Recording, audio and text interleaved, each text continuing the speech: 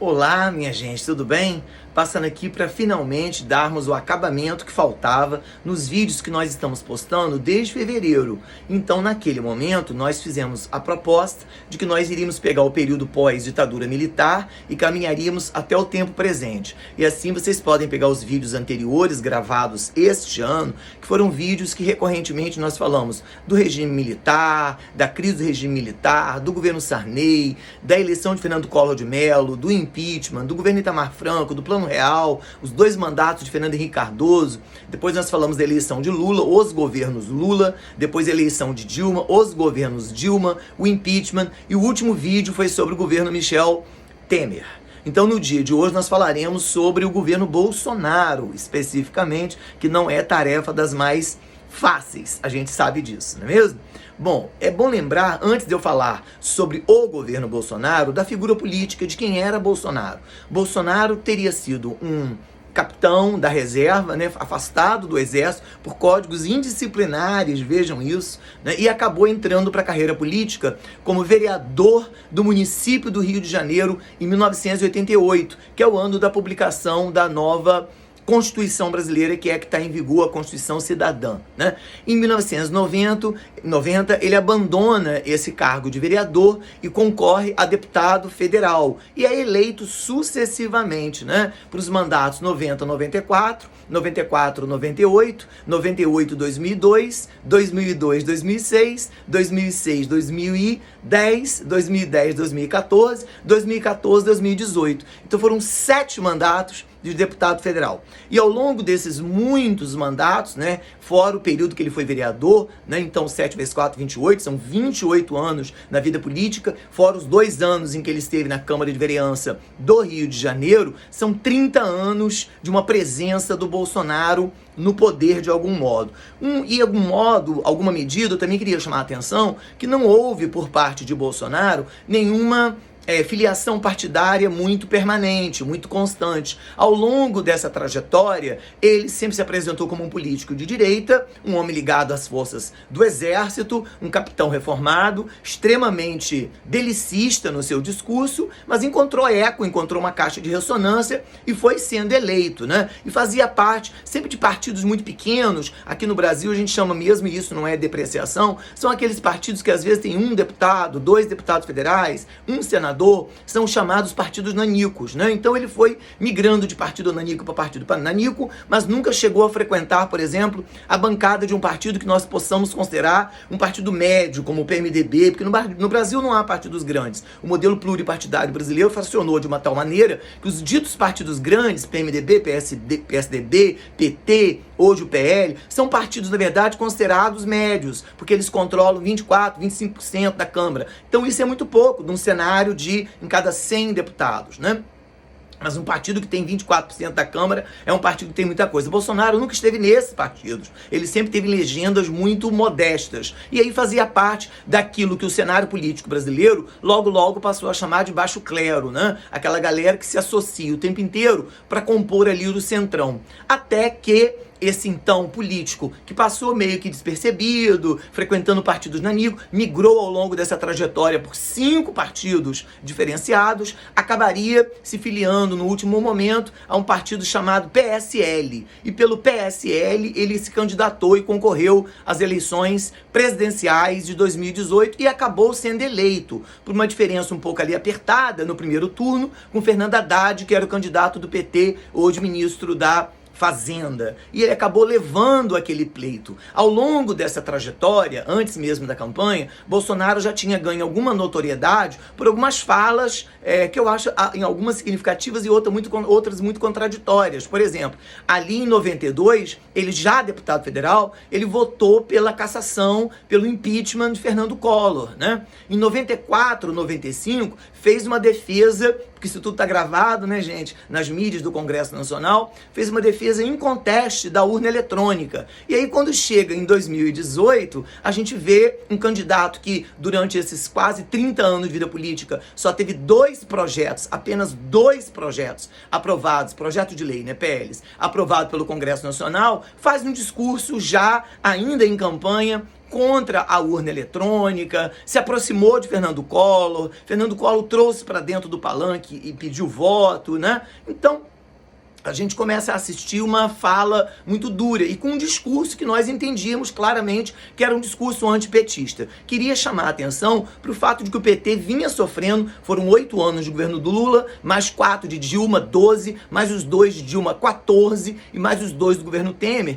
teriam sido 16 anos. Não foram porque houve um impeachment. Havia um desgaste do PT, somado daquela história do mensalão, que eu já houvera explicitado em outro vídeo anterior, teria tido também a questão do petrolão, ali no governo Dilma, e isso contribuiu para um desgaste, e o próprio Michel Temer, enquanto presidente da República, naqueles 2 últimos anos de governo, o próprio Michel Temer abdicou, declinou da condição de candidato à presidência da República e acabou pedindo votos abertamente para Bolsonaro. E aí Bolsonaro, uma vez no poder, prometeu que ele ia acabar com a corrupção, de que ele ia reduzir a máquina estatal, reduzir a quantidade de cargos, que ele iria, na verdade, fazer uma reforma administrativa para poder conter o número de funcionários. Aquela velha história de que é o discurso liberal, né, gente? Desregulamentação, privatização, abertura, redução da máquina do Estado, flexibilização, combate à corrupção e liberalismo econômico, né? Ainda que o discurso fosse para a economia e para a reforma político-administrativa fosse liberal, era um discurso muito conservador nos costumes,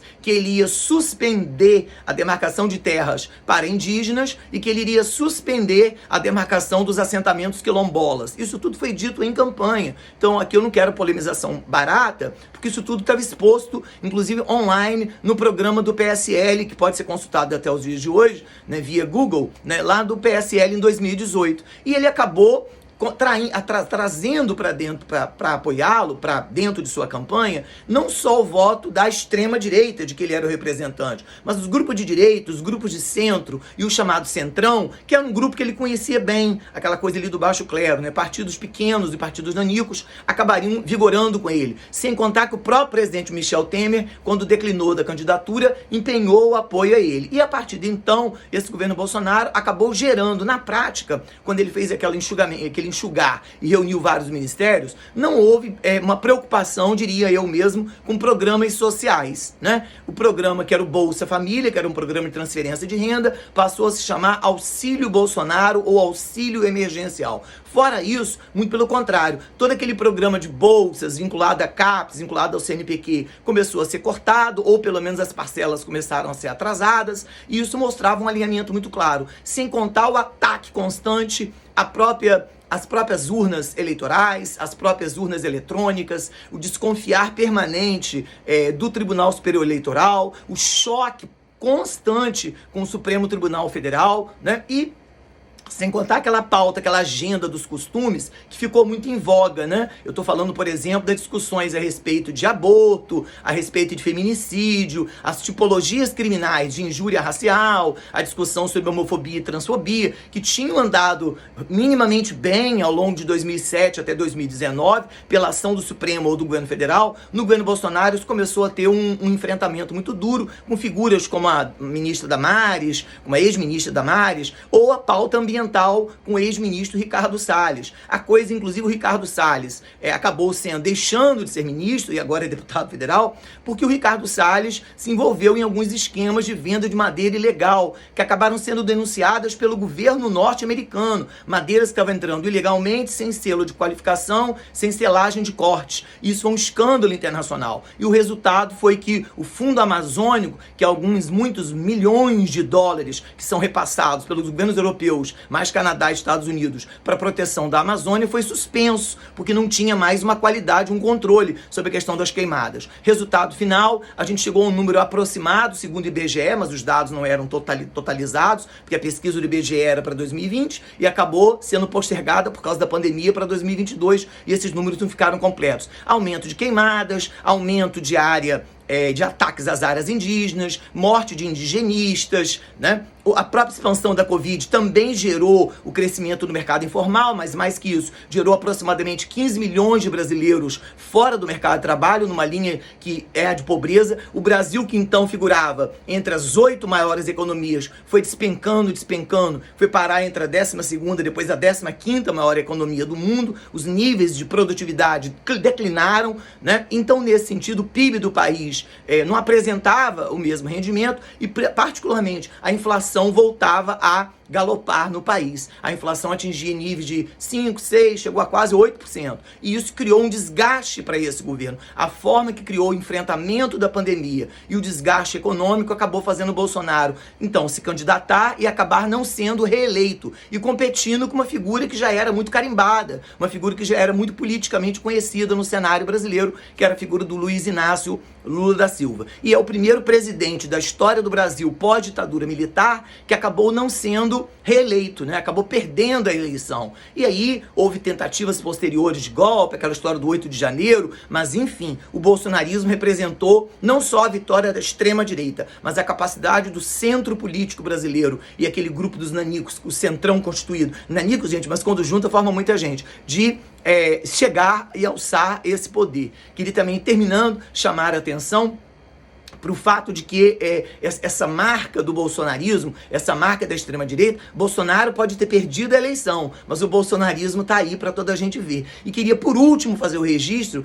que toda aquela história do orçamento secreto, que também veio no governo Bolsonaro, na verdade, é aquela história do mensalão. Só que agora o que foi feito? Ao invés de fazer acordos com cada deputado privadamente, passou a fazer um acordo direto com o presidente da Câmara, com Arthur Lira. Passa o dinheiro para ele e o Arthur Lira faz o repasse para os projetos de lei. Terceirizou, fez o balcão de negócio não mais ser o balcão de negócio entre o executivo e o legislativo. Repassa o dinheiro para o presidente da Câmara e o presidente da Câmara faz os acordos abertos e instantâneos com cada deputado para compor a base. Terceirizou o serviço, terceirizou o balcão de negócio. Gostou do vídeo, minha gente? Dá um like, curte, compartilha e faz esse trabalho da gente acontecer bastante. Nos próximos vídeos vou falar sobre Guerra Fria e algumas questões do mundo contemporâneo. E se puder, voltaria um pouquinho ainda a esse final do governo Bolsonaro. Muito obrigado.